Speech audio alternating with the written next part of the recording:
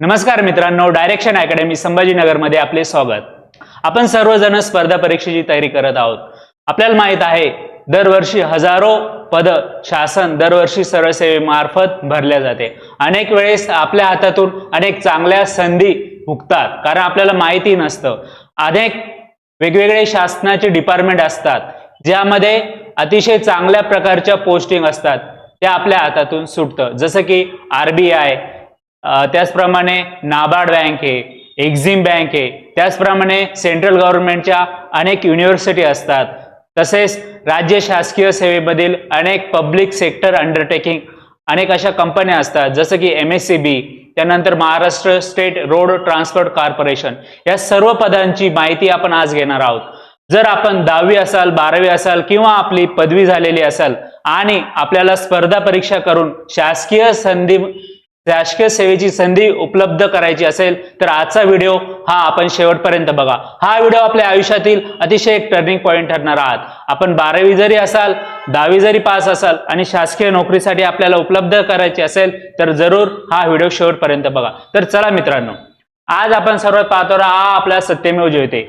आपल्या शासकीय नोकरीमध्ये आपण लागल्यावर आपल्या आय कार्ड मिळतं आणि आय कार्डवर आपल्याला हा सत्यमेव जयते दिसतो। आपल्या सर्वांचं स्वप्न लवकरात लवकर पूर्ण हो हीच इच्छा। तर हे बघा, सर्वप्रथम आपण बघणार आहोत केंद्र शासन। केंद्र सरकारमध्ये दरवर्षी मोठ्या प्रमाणात पदभरती निघत असते। जवळजवळ 1 ते 1.5 लाख पदभरती दरवर्षी केंद्र सरकार भरत असते। आणि केंद्र सरकारमध्ये उपलब्ध असणाऱ्या विविध संधी कोणत्या आहेत? केंद्र सरकार सर्वप्रथम आपल्याला माहित आहे की एक UPSC नावाची एक्झाम होत असते। ही UPSC एक्झाम होते आणि UPSC मार्फत अनेक गॅझेटेड पोस्ट भरल्या जातात, जसं की IAS, IPS, IRS या सर्व पदभरती या UPSC मार्फत होतात।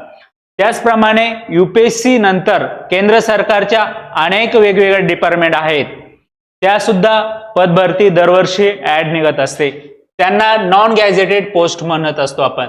त्याचप्रमाणे केंद्र शासनाचे अनेक विविध विभाग असतात, जसं की ISRO, AIIMS, BARC, central government university यामध्ये सुद्धा आपल्याला संधीची उपलब्धता असते। तर चला, सर्वप्रथम आपण बघणार आहोत रेल्वे।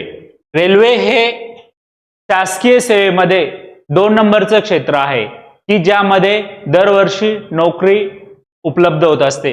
रेल्वेची एक्झाम करण्यासाठी रेल्वे रिक्रुटमेंट बोर्ड ही एक बॉडी असते, RRB हे जवळजवळ 17 वेगवेगळ्या RRB असतात। दरवर्षी RRB वेगवेगळ्या पदासाठी टेक्निकल पोस्ट, त्याचप्रमाणे नॉन टेक्निकल पोस्ट यांसाठी एक कॉमन एंट्रन्स एक्झाम घेते। त्यानंतर सर्वात मोठं डिपार्टमेंट जे आहे ते आहे SSC। याला आपण म्हणतो स्टाफ सिलेक्शन बोर्ड।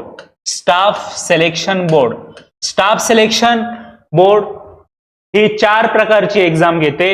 एक जी आहे CGL, 2 नंबर आहे MTS, GD आणि एक स्टेनोग्राफरची एक्झाम होते। CGL ही जी पदवी परीक्षा असते, CGL combine graduate level exam, 2 नंबरची असते ही MTS, 3 नंबरची GD आणि स्टेनोग्राफर। तर पदवी परीक्षा यामध्ये CGL मध्ये विविध पद उपलब्ध असतात। CGL मध्ये उपलब्ध असणारे पद म्हणजे जे असतं विविध विभागाचे इन्स्पेक्टर, सेंट्रल एक्साइज इन्स्पेक्टर। त्याचप्रमाणे जे आपलं मुख्यमंत्री कार्यालय, प्रधानमंत्री कार्यालय असतंय आणि जी आपली संसदेमध्ये जे काही असिस्टंट सेक्शन ऑफिसर असतात, त्याचप्रमाणे जे क्लेरिकल डिपार्टमेंट असतं, त्या सर्व पदाची भरती ही स्टाफ सिलेक्शन मार्फत दरवर्षी होत असते आणि दरवर्षी प्री मेन्स या थ्रू एक्झाम होत असते। त्यानंतर आपण बघणार आहोत सब इन्स्पेक्टर, जे CBI इन्स्पेक्टर म्हणतो, ती सुद्धा या SSC मार्फत होत असते। त्याचप्रमाणे असिस्टंट, ज्या वेगवेगळ्या मिनिस्ट्री असतात संसदेमध्ये, त्या सर्व पदभरती ह्या SSC मार्फत होत असते। त्यानंतर आपण पाहणार आहोत विविध बँकिंग एक्झाम. मित्रांनो, बँक हे आपल्या इकॉनॉमी मधलं अतिशय महत्वाचं सेक्टर आहेत आणि बँकिंग मध्ये सुद्धा दरवर्षी मोठ्या प्रमाणावर जागा निघत असतात. बँकिंग मध्ये जर आपण पदवीधर असाल आणि जर किंवा आपले 12वी पास असाल तरी सुद्धा आपल्याला विविध संधी उपलब्ध असते. बँकिंगचे एक्झाम हे मार्फत IBPS मार्फत होते. IBPS त्याचप्रमाणे अनेक अशा आहे की ज्या नॉन IBPS एक्झाम घेतात, जसं की RBI मध्ये असिस्टंट, त्याचप्रमाणे असिस्टंट आणि ग्रुप बी यांसारखी पदे दरवर्षी भरल्या जाते. त्याच पद्धतीने आहे नाबार्ड एक्झाम.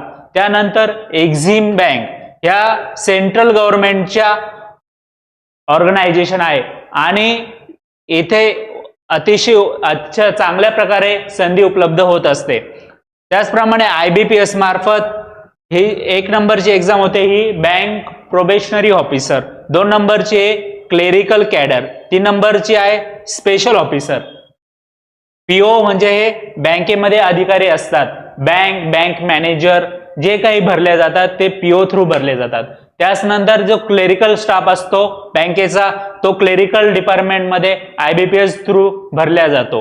त्यानंतर स्पेशल ऑफिसर, जर आपली टेक्निकल पोस्ट असेल जसं की ॲग्रिकल्चर किंवा आपलं इलेक्ट्रॉनिक्स अँड टेलिकम्युनिकेशन झालेलं असेल किंवा आपलं इलेक्ट्रिक डिपार्टमेंट मधून आपलं इंजिनिअरिंग झालं असेल तर या किंवा आपलं लॉ झालेलं असेल तर या स्पेशलिस्ट ऑफिसर ची रिक्रुटमेंट दरवर्षी IBPS करत असते. त्यानंतर आपण बघणार आहोत सेंट्रल गव्हर्नमेंट मध्ये डिफेन्स सेक्टर. डिफेन्स म्हणजे संरक्षण खातं. संरक्षण खाता अंतर्गत सर्वात महत्वाचं जे आहे ते आहे आर्म फोर्सेस. दरवर्षी आर्मी ही आपले रिक्रुटमेंट करत असते. आता सध्या जे आहे यांना आपण अग्निवीर म्हणतो. त्याचप्रमाणे टेम्पररी आणि परमनंट रिक्रुटमेंट सुद्धा आपली आर्मी दरवर्षी करत असते. त्याचप्रमाणे पॅरामिलिटरी फोर्सेस, जसं की आर्मी सोडून बॉर्डर सिक्युरिटी फोर्सेस, त्यानंतर इंडो टिबेटियन फोर्सेस, त्याचप्रमाणे अनेक जे आपलं हे असतात की जे पोलीस फोर्सेस असतात ज्यांना मिलिटरीचा दर्जा नसतो परंतु ते सेंट्रल गव्हर्नमेंटमध्ये काम करतात. CISF या सर्वांची पदभरती ही डिफेन्सच्या अंडर होते आणि ही सेंट्रल गव्हर्नमेंट थ्रू केले जाते. मित्रांनो, हे झालं शासकीय वेगवेगळे विभाग. त्याच पद्धतीनं शासकीय म्हणजे जे सरकारच्या कंपन्या असतात त्यांना आपण म्हणतो public sector undertaking. Public sector undertaking मध्ये दरवर्षी टेक्निकल आणि नॉन टेक्निकल पदांची भरती होते. पब्लिक सेक्टर अंडरटेकिंग मध्ये जसं की ONGC झालं, NTPC national thermal power project NTPC झालं, त्याचप्रमाणे भारत पेट्रोलियम, हिंदुस्तान पेट्रोलियम, त्याचप्रमाणे नॅशनल फर्टिलायझर डेव्हलपमेंट, त्याचप्रमाणे ONGC या सर्व ऑर्गनायझेशन या दरवर्षी मोठ्या प्रमाणावर टेक्निकल पोस्ट भरल्या जातात. त्याचप्रमाणे केंद्र सरकारचे विविध विभाग.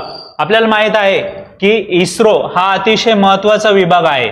इस्रो आपल्या संरक्षण यंत्रणेमध्ये त्याच पद्धतीनं जे स्पेस रिसर्च सेंटरमध्ये खूप महत्वाची कामगिरी, जे काही टेक्निकल जे त्यांचे इंजिनिअरिंग ग्रॅज्युएट्स झालेले असतात आणि 12वी किंवा जे डिग्री जी टेक्निकल असते यांच्यासाठी इस्रो दरवर्षी एक सुवर्ण संधी घेऊन येत असते. त्यानंतर आहे एम्स, जे शासनाचे हॉस्पिटल असतात त्या हॉस्पिटलमध्ये डॉक्टर्स, फार्मासिस्ट, एक्सरे टेक्निशियन यांच्यासाठी दरवर्षी पदभरती होत असते. त्याचप्रमाणे बार्क आणि अनेक सेंट्रल युनिव्हर्सिटी जसं की IIT, NIT यांच्यामध्ये सुद्धा टेक्निकल आणि नॉन टेक्निकल या पदांची पदभरती होत असते. त्यानंतर आपण बघणार आहोत राज्य शासन. आपण सर्वजण महाराष्ट्रामध्ये राहतो. त्या महाराष्ट्रासारखे जेवढे काही विविध राज्य आहे त्या सुद्धा पदांची पदभरती निघत असते. राज्य शासकीय कर्मचारी यांच्यासाठी मुख्य पात्रता राहते की त्या राज्याचा डोमेसाईल पाहिजे, तो त्या राज्याचा रहिवासी पाहिजे. तसंच काही अशा पोस्ट असतात की आपण दुसऱ्या राज्यात त्या पोस्टला सुद्धा आपण अप्लाय करू शकतो, की जसं की ज्या सेंट्रल गव्हर्नमेंटच्या रूल्स नुसार तयार होणाऱ्या ज्या काही पोस्ट असतात, जसं की आता ड्रग इन्स्पेक्टर आहे. ड्रग इन्स्पेक्टर जर गुजरातमध्ये ड्रग इन्स्पेक्टरची पोस्ट निघाली तर आपण महाराष्ट्रातले मुलं तिथं फॉर्म भरू शकतो. तसंच जर महाराष्ट्रामध्ये जर ड्रग इन्स्पेक्टरची पोस्ट निघाली तर दुसऱ्या राज्यातील मुलं सुद्धा त्या फॉर्म भरू शकतात. त्यांना कोणत्याही प्रकारची डोमिसाईलची अट नसते. तर आता आपण जे बघणार आहोत तो स्टेट गव्हर्नमेंटचं कॅडर. स्टेट गव्हर्नमेंट सुद्धा दरवर्षी एक एमपीएससी आणि एक नॉन एमपीएससी या मार्फत पदभरती काढत असते. एमपीएससी म्हणजे Maharashtra public service commission. MPSC मार्फत एक तर गॅझेटेड पोस्ट भरल्या जाते ज्यांना आपण म्हणतो सिव्हिल सर्व्हिसेस, आणि एक दुसरी आहे ती नॉन गॅझेटेड पोस्ट भरल्या जाते त्यांना आपण कंबाईन सर्व्हिसेस म्हणत असतो. या व्यतिरिक्त एमपीएससी दरवर्षी अनेक सरळ सेवा ज्या काही टेक्निकल पोस्ट असते त्यांच्यासाठी भरली जाते. जसं की फूड अँड ड्रग ऍडमिनिस्ट्रेशन मध्ये एक अधिकारी झाला किंवा शिक्षण विभागामधील उपसचिव झाले. त्याचप्रमाणे विविध कॉलेज असतात, त्या विविध कॉलेजमध्ये ज्या प्राध्यापक असतात त्या पदभरती सुद्धा या एमपीएससी मार्फत होत असतात. त्यानंतर डीएमआर जे आपले शासकीय वैद्यकीय महाविद्यालय आहे त्या वैद्यकीय महाविद्यालयामध्ये असणारे प्राध्यापक पद, त्यानंतर शासकीय तंत्रनिकेतन यामध्ये असणारे पद, ही सर्व ही एमपीएससी मार्फत केल्या जाते. त्यानंतर शासनाचे जे विविध मंत्रालय असतात जे खालच्या स्तरावर काम करत असतात त्यामार्फत त्यांना सुद्धा एक सरळ सेवा होत असते. आता सध्या ज्या शासकीय धोरणानुसार सध्या महाराष्ट्रामध्ये टीसीएस आणि आयबीपीएस या दोन अथॉरिटी आहे की ज्यांच्याकडे सरळ सेवेमार्फत अनेक पदभरती निघते. मागच्या 2 वर्षामध्ये साधारणतः 70,000 ते 80,000 एवढी रिक्रुटमेंट महाराष्ट्र शासनाने या आयबीपीएस एक्झाम मार्फत केलेली आहे, आयबीपीएस आणि टीसीएस. त्यानंतर पब्लिक सेक्टर अंडरटेकिंग. महाराष्ट्र शासनाच्या अशा अनेक शासकीय कंपन्या आहेत, त्या शासकीय कंपन्यांमध्ये सुद्धा दरवर्षी पदभरती होत असते. जसं की एमएससीबी झालं, त्यानंतर बियाणे महामंडळ झालं, शासकीय मुद्रणालय झालं, Maharashtra state road transport corporation झालं, या सुद्धा पदभरती ही होत असते नियमितप्रमाणे पदभरती. त्याचप्रमाणे अनेक इतर पदभरती. नंतर शासनाचा 3 नंबरचा विभाग म्हणजे स्थानिक स्वराज्य संस्था. स्थानिक स्वराज्य संस्था म्हणजे की जसं महानगरपालिका आणि झेडपी. तर आपल्या महाराष्ट्र सरकारमध्ये 33 वेगवेगळ्या झेडपी आहेत. या 33 वेगवेगळ्या झेडपी आपलं 2-3 वर्षांनी एक ऍडव्हर्टाइज काढत असते. यामध्ये विविध टेक्निकल पोस्ट असतात, त्याचप्रमाणे आरोग्य विभागाच्या पोस्ट असतात, त्याचप्रमाणे क्लेरिकल कॅडरच्या पोस्ट असतात आणि काही कॉन्ट्रॅक्ट बेसिस सुद्धा मिळतात, जसं की NRHMच्या पोस्ट असतात. या सुद्धा या झेडपी मार्फत भरल्या जातात. त्यानंतर महानगरपालिका महाराष्ट्रामध्ये अनेक मोठ्या शहरांसाठी महानगरपालिका आहे, जसं की BMC, पिंपरी, पुणे, नागपूर यांसाठी स्वतंत्र पदभरती केल्या जाते. आणि त्यानंतर आहे जी तालुका स्तरावर असतात त्यांना आपण नगर परिषद म्हणतो, किंवा ज्या शहराची लोकसंख्या 20 ते 25 हजार किंवा त्याच्यापेक्षा जास्त असते यांच्यासाठी नगर परिषद असते. आणि नगर परिषदांच्या वर एक संचालनालय राहतं, ही गव्हर्निंग अथॉरिटी ऑफ नगर परिषद. त्या नगर परिषद संचालनालयामार्फत सुद्धा पदभरती निघत असते, की जसं की कर निर्धारक, त्याचप्रमाणे क्लेरिकल कॅडरचे पोस्ट असतात, त्यानंतर अकाउंट ऑफिसर असतात. ही पदभरती ही नगर परिषद संचालनालय मार्फत होत असते. त्यानंतर आपण बघणार आहोत की जे राज्य शासन असतं, राज्य शासनामधील जे काही कोर्ट असतात, न्यायालयीन व्यवस्था सुद्धा त्यामध्ये सुद्धा पदभरती निघत असते. जसं की हायकोर्ट झालं, त्यानंतर डिस्ट्रिक्ट कोर्ट झालं. हायकोर्टामध्ये क्लेरिकल कॅडर आणि स्टेनोग्राफर यांच्या सुद्धा पदभरती निघत असते. त्यानंतर डिस्ट्रिक्ट कोर्टमध्ये क्लेरिकल कॅडर, स्टेनोग्राफर, त्याच पद्धतीने शिपाई यांची पदभरती होत असते. तर मित्रांनो, राज्य शासन अंतर्गत होणाऱ्या विविध स्पर्धा परीक्षा आपण बघितल्या आहोत. या सर्व परीक्षा आपणासाठी उपलब्ध असतात. त्यामुळे या विभागाची ऍड आली तर आपण नक्की भरा आणि सुवर्ण संधी ही आपलं स्वप्न पूर्ण करा.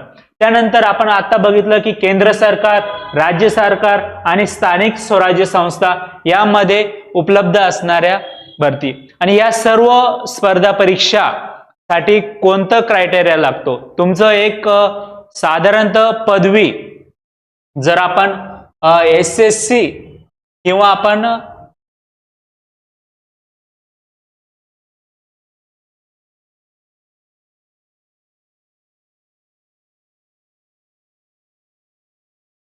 ओके, आपण जर कोणत्याही स्पर्धा परीक्षेची तयारी करतो सरळ सेवेमार्फत, तर त्या सर्व स्पर्धा परीक्षेसाठी तुमची जी पात्रता असते एक तर आपली कोणत्याही विभागाची एक पदवी झालेली पाहिजे, तर बॅचलर डिग्री ही एक कंपल्सरी असते. आपण UPSC करत आहोत किंवा SSC करत आहोत किंवा कोणत्याही बँकेची POची एक्झाम देत आहोत किंवा क्लेरिकल कॅडरची एक्झाम देत आहोत किंवा RBIची एक्झाम देत आहोत, तर आपली ही पदवी पाहिजे. तसेच जे राज्य शासनाचे विविध पद असतात त्यांच्यासाठी सुद्धा एक कॉमन क्रायटेरिया येतो की आपण कोणत्याही एका विभागाची पदवी, आर्ट्स, सायन्स, कॉमर्स किंवा टेक्निकल पोस्ट कोणत्याही पदवीधरांसाठी अशा संधी उपलब्ध असतात. त्याचप्रमाणे काही पोस्ट असतात की त्यांना टेक्निकल त्या रिलेटेड नॉलेज असतं, त्यामुळे तुम्हाला ते टेक्निकल पोस्ट किंवा टेक्निकल डिग्री होल्डर तिथे गरजेचा असतो. त्याचप्रमाणे काही अशा पोस्ट आहे SSC कोर्ट मध्ये की आपण जर 10वी किंवा आपली 12वी जरी झालेली असेल तर आपण अप्लाय करू शकतो. जसं की पोस्टल डिपार्टमेंट दरवर्षी 10वीच्या बेसवर GDS एक्झाम घेत असते. GDS ही जर आपण 10वीच्या बेसवर सरळ सेवेमार्फत होणारे जवळजवळ 2 ते 3 हजार पद दरवर्षी पोस्टल डिपार्टमेंट भरत असतं आणि यांचा क्रायटेरिया फक्त 10वी पास आणि 10वीच्या मार्कावर असतो. त्याचप्रमाणे SSC जी MTS एक्झाम घेते, MTS ही सुद्धा 12वीच्या बेसवर सुद्धा एक्झाम घेत असते. त्याचप्रमाणे कोर्ट मध्ये जे काही शिपाई, हमाल यांसारखे जे काही पद निघतात त्या सुद्धा 12वीच्या बेसवर होत असते. म्हणजे एकंदरीत आपण जर 10वी असाल, 12वी असाल किंवा आपण ग्रॅज्युएशन असाल तर सर्वांना सुवर्ण संधी उपलब्ध होते. तर मित्रांनो, चला नेक्स्ट. आता या सर्व स्पर्धा परीक्षा आपण बघितलं की आपणांना वर्ग 1, वर्ग 2, वर्ग 3 आणि वर्ग 4 या पद्धतीने जर शासकीय सेवेमध्ये यायचं असेल तर या विविध डिपार्टमेंटच्या सुवर्ण संधी आपल्याला उपलब्ध असते. तर मित्रांनो, हा झाला ओव्हरऑल संधीचा उपलब्धता. पण याच्यासाठी नेमकं आपल्याला करायचं काय, आपल्याला कोणता अभ्यास करायचा आहे आणि या सर्व आपल्याला एक इंटिग्रेटेड अप्रोच कशा पद्धतीने आपण करणार आहोत. तर हे बघा मित्रांनो, सर्व केंद्र सरकार असो किंवा राज्य सरकार असो यांचा एक सिलेबस ठरलेला आहे. या सर्व स्पर्धा परीक्षेसाठी जो महत्वाचा सिलेबस आहे तो आहे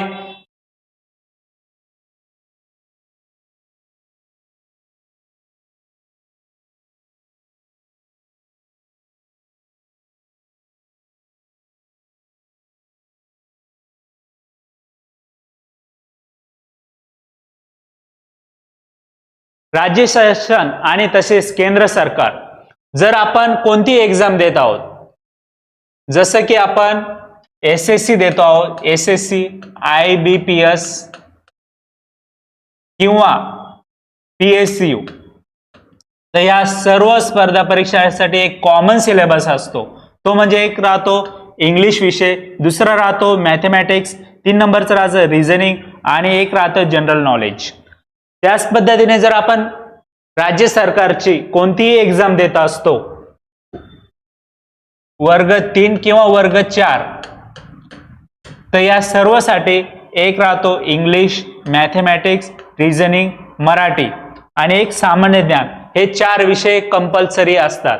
म्हणजे तुम्हाला जरी अभ्यास हा सेम आहे, फक्त एकतर केंद्र सरकार किंवा राज्य सरकार या वेगवेगळ्या शासकीय संधी उपलब्ध आहे, पण त्यांचा अभ्यास हा सेम आहे. म्हणजे जर आपण अभ्यासाचा जर इंटिग्रेटेड अप्रोच केला तर आपल्याला संधी जास्त मोठ्या प्रमाणावर उपलब्ध होतात.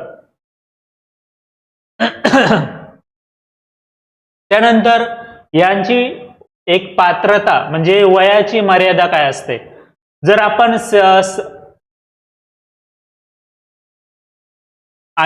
वयोमर्यादा, केंद्र सरकार आणि राज्य सरकार या दोन विभागाची वयोमर्यादा मध्ये थोडा फरक असतो. जर आपण राज्य शासकीय कर्मचारी म्हणून आपल्याला नोकरी करायची असेल तर आपलं वय हे 18 ते 38 या याच्यामध्ये पाहिजे. आणि जर आपण कॅटेगरीच्या संवर्गामध्ये येत असो की जसं की आपण SC ST OBC असो की त्यांच्यासाठी 5 वर्षाची ही सवलत देण्यात येते. म्हणजे आपलं वय 43 वर्ष पर्यंत आपण शासकीय नोकरीची स्वप्न बघू शकतो. त्याचप्रमाणे जर केंद्र सरकारमध्ये काही पोस्ट असतात की ज्यांचं वय हे 18 ते 25 या रेंजमध्ये पाहिजे आणि काही पोस्ट जे असतात ते 18 ते 30. आणि जसं की राज्य शासनामध्ये आपल्याला आरक्षणाची संधी उपलब्ध आहे, तसंच याच्यामध्ये सेंट्रल गव्हर्नमेंटमध्ये सुद्धा जर SC ST जर कॅटेगरीची असेल तर आपण 5 वर्ष आपल्याला संधी उपलब्ध होते. त्यानंतर जर OBC असेल तर आपल्याला वयामध्ये 3 वर्षाची सूट देण्यात येते. त्याचप्रमाणे जर आपण फिजिकली हँडिकॅप किंवा दिव्यांग व्यक्ती असेल तर त्यांच्यासाठी शासनाने विशेष सवलत दिलेली आहे. म्हणजे आपण जे काही पद भरतीचं वय असेल त्याच्यापेक्षा 10 वर्ष त्यांना एक्स्ट्रा देण्यात येतात. तर आपण क्लास 1, क्लास 2, क्लास 3 ह्या पोस्टची माहिती घेतली. त्यानंतर आपण बघणार आहोत यांचं वेतन श्रेणी. या जे काही पद असतात सरळ सेवेमार्फत भरले जाणारे पद, त्यांची वेतन श्रेणी कोणती असते. त्यांची वेतन श्रेणी साधारणतः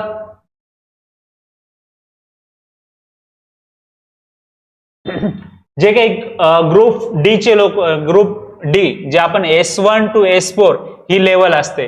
ग्रुप डी मध्ये 15,000 ते 17,100 हे बेसिक एवढं वेतन राहतं. त्यानंतर एक ग्रुप सी चं जे बेसिक स्टार्ट होतं ते S12 ते S18. यामध्ये आपलं बेसिक 18,000 ते 49,000 एवढं बेसिकच्या रेंजच्या पोस्ट आपल्या सरळ सेवेमार्फत भरल्या जातात. हे झालं आपलं बेसिक. याच्या व्यतिरिक्त शासकीय नियमानुसार जो काही DA असतो, TA असतो, त्याचप्रमाणे HRA असतो, हे सुद्धा आपल्याला उपलब्ध होतं. DA daily allowances, TA travelling allowances, त्यानंतर HRA आणि अनेक असे दुसरे अलाउन्सेस असतात, ते आपणास उपलब्ध होत असते.